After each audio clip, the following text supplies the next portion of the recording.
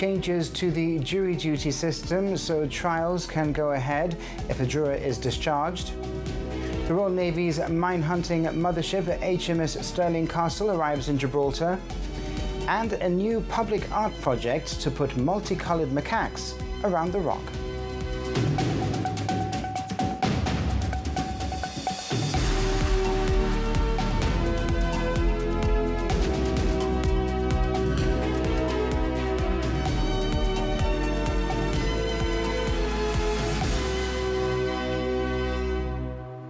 Good evening. Gibraltar has paid tribute to author and historian Tito Benedi, who has died at the age of 96.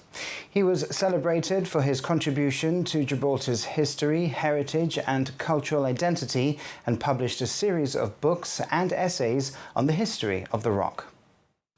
Tito Benedi was born in 1930. He spent the war as an evacuee in Madeira and had a professional career in finance before he dedicated himself to historical research. Although his work was diverse, his core research was on Gibraltar's military importance as a naval base, as well as the history of its Jewish population. This year, before his death, he donated his entire book collection, some 4,000 volumes, to the Garrison Library. The following is an excerpt from a never-before-broadcast interview, which is now published on our website in its entirety. I started writing about the social history of Gibraltar. I really was the first to take a Gibraltarian outlook on what was happening. Others have taken it up. There is still a lot of work to be done. But I think I laid the foundation of the spread of research that has to be done to look at what's happened to each section of Gibraltar. I've built up a collection of something like 4,000 volumes. As I said, it covers a wide range of subjects that touch on Gibraltar. So I decided that I had this collection which was useful from the point of view of anybody who wants to know the history of Gibraltar, and I should give it to a place where it's going to be looked after and preserved. Tito Benedi co-founded the Heritage Journal and also lectured at the University of Gibraltar. He owned the Gibraltar Bookshop, which he said was not very profitable, but he did it because he loved books. Tito Benedi was awarded the MBE for services to local history and recognized with a Ministry of Culture Lifetime Achievement Award. And the Chief Minister has expressed his deep sadness at the death of Tito Benedi. Fabian Picardo described him as one of Gibraltar's great historians and one of the rock's most respected cultural figures. He says Tito Benedi helped generations of Gibraltarians better understand our past and appreciate the richness of our community and culture. He says his work will continue to educate and inspire for many years to come.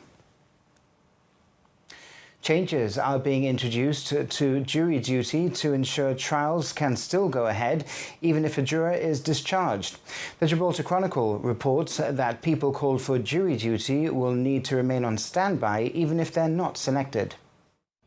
The changes to jury duty are intended to prevent the need to bring trial proceedings to a halt, which can be distressing for both defendants and witnesses. Earlier this month, GBC reported that the process for empanelling juries was under review by Chief Justice Anthony Dudley. This after 5 criminal trials were adjourned in the past year after juries were discharged. A spokesperson for the court service has told the Chronicle that the problem arises when jurors don't recognize a potential conflict of interest when the names of witnesses are read out at the start of a trial. To address this, all those called for jury duty will be placed on standby for some weeks after their original selection, and will need to attend court at short notice when contacted. The Chronicle reports that the Chief Justice's review of the wider process of empanelling juries continues to address potential scenarios not resolved by the new standby arrangement. The Supreme Court has held a ceremony in honor of former Judge Felix Pisarello. It brought together the judiciary, legal profession, and his family and friends to remember his life and legacy. The Supreme Court paused in respectful tribute to the late Felix Pisarello. The 4 Supreme Court judges were joined in the courtroom by members of the judiciary and legal profession. His wife, children and grandchildren were also there, listening as he was remembered not just for his distinguished legal career, but for the man he was away from the courtroom. The Chief Justice spoke of Felix Pisarello's long service to Gibraltar's justice system, and of a judge remembered for his integrity, humility and fairness. He said Judge Pisarello's decades of service did not simply reflect a long career, but as a lasting contribution to the administration of justice in Gibraltar. But the most personal tribute came from his daughter, who described him as a devoted family man who never allowed his work to come before those he loved. She spoke of his calm nature, his strong principles, and the quiet guidance he gave to his family throughout his life. Director of Public Prosecutions Christian Roca also paid tribute, describing Felix Pisarello as a man beyond reproach, guided by a strong moral compass. I spoke to Mr. Roca after the ceremony and first asked him about the many qualities that stood out about Judge Pisarello, both on a professional and personal level. As a human being, as a judge, as a person, he was human. He was full of integrity, impartiality, his sense of justice. He knew what was right, what was wrong, and that shone through in how he was as a lawyer, as a judge, as a family man, and I was lucky enough to have played many times on the cricket field. So that's really what he was. He was a gentleman above everything else. His standards were always the same. You know, as I think I said in my speech today in court that he was a man who would not tolerate sharp practice or cheating. That's what he was. He was just a fair, honest man who dispensed justice, who always had a kind word for everybody, would have time for everyone. A gentleman, as I've said. He served Gibraltar very well in his judicial capacity, in so many different roles. People will know him mostly for the coroner's inquest, which he handled in an exemplary manner, but as a family man. So someone who was able to do both things, have a family, care for his family, but have a great life in service of Gibraltar.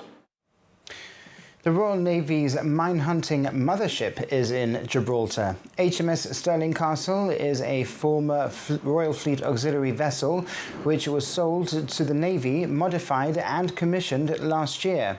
The Royal Navy said she had been designated a warship, and as she will be committed 100% of her time to frontline operations. It says she can be used to store, prepare, deploy and recover autonomous boats and underwater systems for mine warfare. According to the Navy Lookout, a website dedicated to news about the Royal Navy, HMS Stirling Castle is carrying the uncrewed surface vessels Ariadne and Halcyon, designed for mine hunting and minesweeping, respectively. The Navy Lookout says the mine-hunting mothership is in Gibraltar to deliver equipment to the Royal Fleet auxiliary ship Lyme Bay for onward deployment to the Middle East. GBC has reached out to the Ministry of Defence for more information.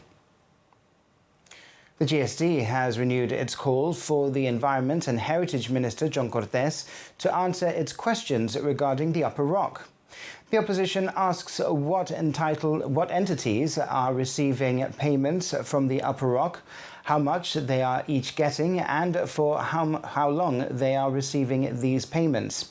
Plus, the GSD questions the specific arrangements made that have resulted in an estimated £6 million being paid to Sites Management Limited. Damon Bocino says Mr. Cortes needs to admit that taxpayers will be losing out, adding he should provide answers rather than trade insults which fail the wider public. Gibraltar has co-authored a landmark international guidance on tackling proliferation financing in small jurisdictions. This refers to the movement or use of funds and other assets to support the development, acquisition or movement of weapons of mass destruction and related materials. The Minister for Justice, Trade and Industry describes proliferation financing as one of the most serious and least visible financial crime threats we face. Nigel Feetham says it does not always present through obvious cases, particularly in small jurisdictions, but the consequences of getting it wrong are profound. For this reason, proliferation financing is one of the most complex and least well understood elements of the global financial crime financing. It's rare and usually transnational, and many jurisdictions, particularly smaller ones, struggle to build expertise. The guidance, led and co-authored by Gibraltar and the Isle of Man, was formally presented to the Moneyval plenary in December. It sets out a practical, proportional framework to help smaller jurisdictions understand their specific vulnerabilities, understanding how risks arise in various sectors. Produced by the Small States and Territories Working Group, it allows smaller jurisdictions to pool expertise and share experiences, enabling them to develop tailored approaches to financial crime risks. The guidance is available on the Gibraltar Financial Intelligence Unit website. You're watching GBC News. Still to come, the biggest challenges in data protection, including artificial intelligence and cybersecurity. Macaques get a makeover in a new public art project. And we hear from the Mingle Group, a youth service initiative for 18 to 30-year-olds. We'll be back in a few minutes.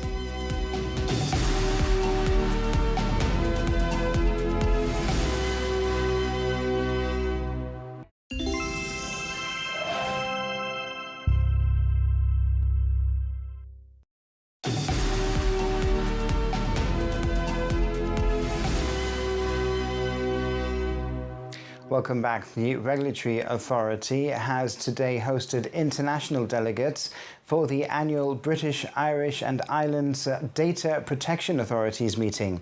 The GRA's Head of Information Rights, Joel Hernandez, told our reporter Kevin Ruiz the event at the Rock Hotel focused on some of the biggest digital challenges facing regulators.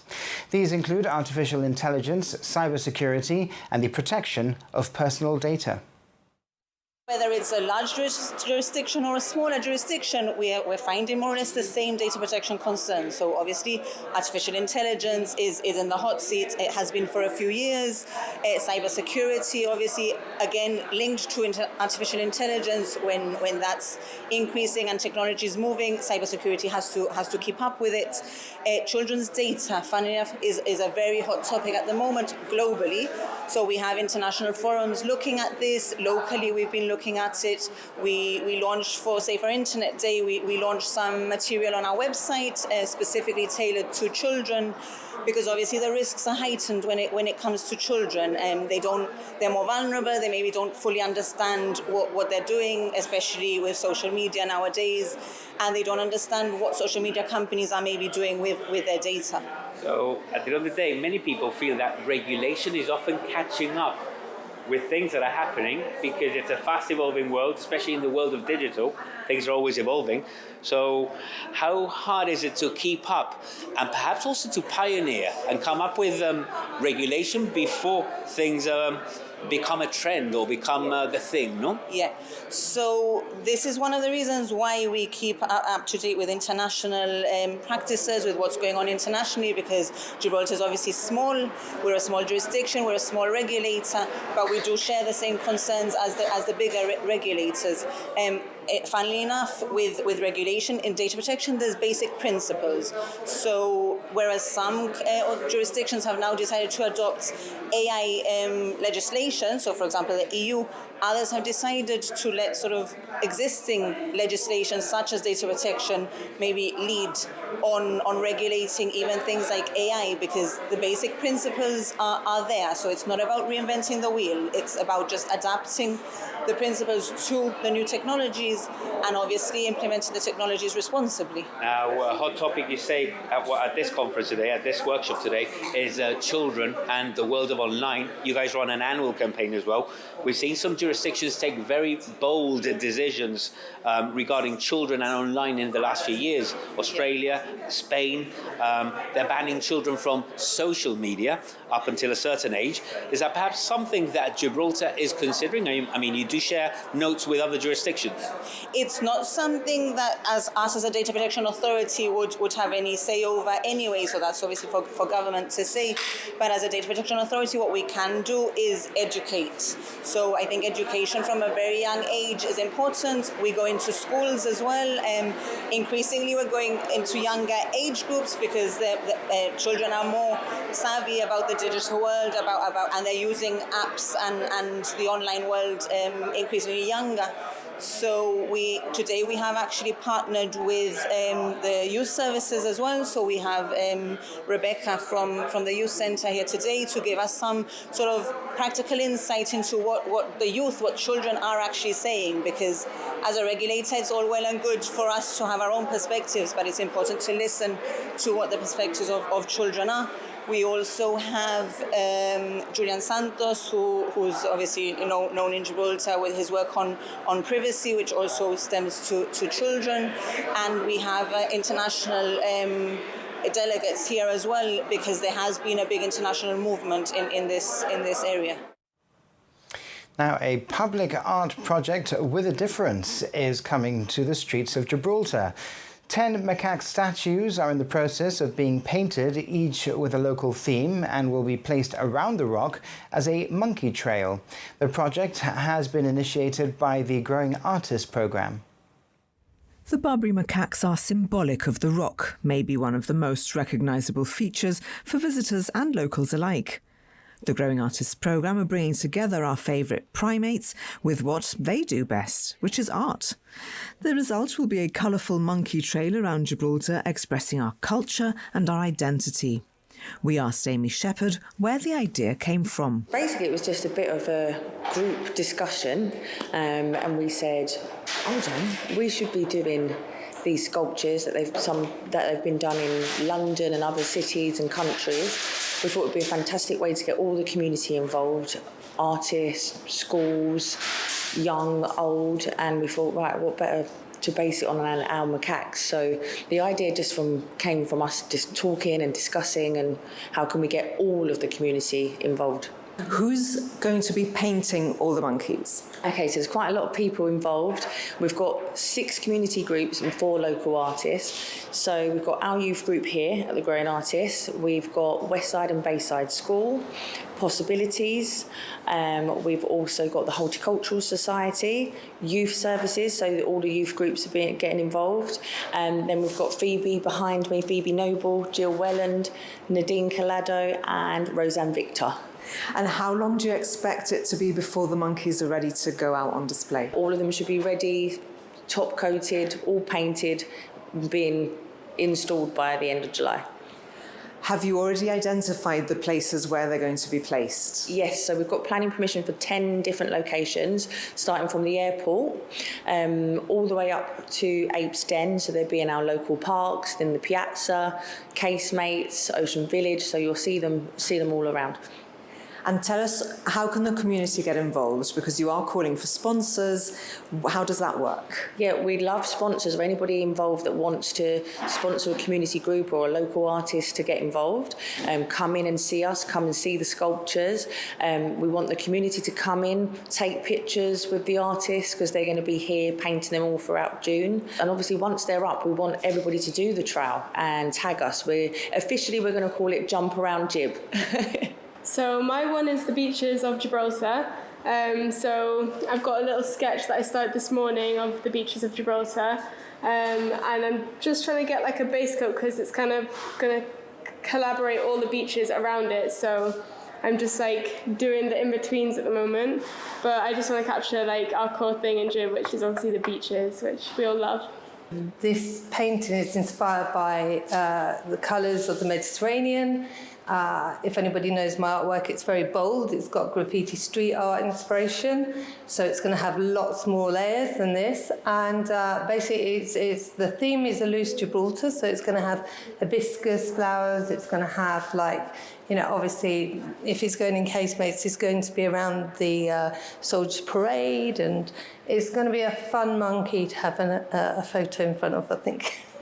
If you'd like to see these macaques and get involved in the monkey trail, pop down to Growing Artists on Irish Town.